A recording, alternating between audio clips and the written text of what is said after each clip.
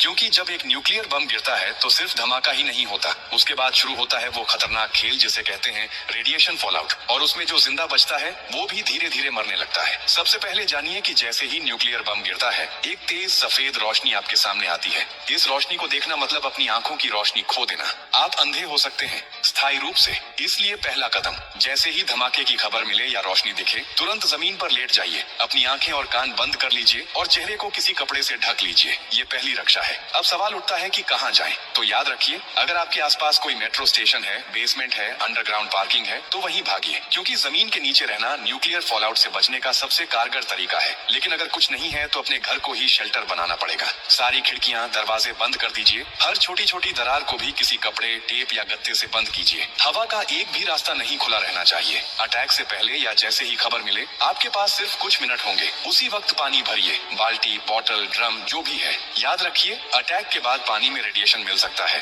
नल से पानी बिल्कुल मत पीजिए, इसीलिए पहले से स्टोर किया हुआ पानी ही जिंदगी बचाएगा। खाने के लिए ड्राई फूड रखें, बिस्किट, ड्राई फ्रूट्स, पैकेज्ड खाना जो बिना पकाए खाया जा सके। अगर गलती से आप बाहर थे और रेडिएशन में एक्सपोज हो गए तो जैसे ही अंदर आए कपड़े उतारिए, उन्हें एक पॉलिथीन में बंद कर दीजिए और खुद को साबुन और स्टोर किए हुए पानी से अच्छे से धोइए। याद रहे, नल का पानी नहीं, सिर्फ स्टोर किया हुआ पानी इस्तेमाल करना है। न्यूक्लियर ब्लास्ट के बाद सबसे खतरनाक समय होता है पहला 24 घंटा। इस दौरान बाहर जाना मतलब मौत को बुलावा देना, इसीलिए 24 घंटे अपने शेल्टर से बाहर बिल्कुल मत निकलिए। अगर सरकार की तरफ से संपर्क हो जाए तो निर्देशों का पालन कीजिए, लेकिन अगर कोई सूचना नहीं मिले तो कम से कम 72 घंटे तक बाहर मत निकलिए। 3 दिन, सिर्फ 3 दिन अगर आपने सही तरीके से बिता लिए तो जान बच सकती है। और हाँ, टेक्नोलॉजी की भी तैयारी कर लीजिए। न्यूक्लियर अटैक के बाद एक इलेक्ट्रोमैग्नेटिक पल्स EMP उठती है जो आपके मोबाइल, लैपटॉप, इलेक्ट्रॉनिक चीजें सब खराब कर सकती है। इसलिए एक पुराना एंड्रॉइड फोन, एक पावर बैंक और एक वॉकी टॉकी को एल्यूमिनियम फॉइल में लपेटकर किसी स्टील बॉक्स में रखें। ये आपको बाकी दुनिया से संपर्क में रखेगा। सबसे जरूरी बात,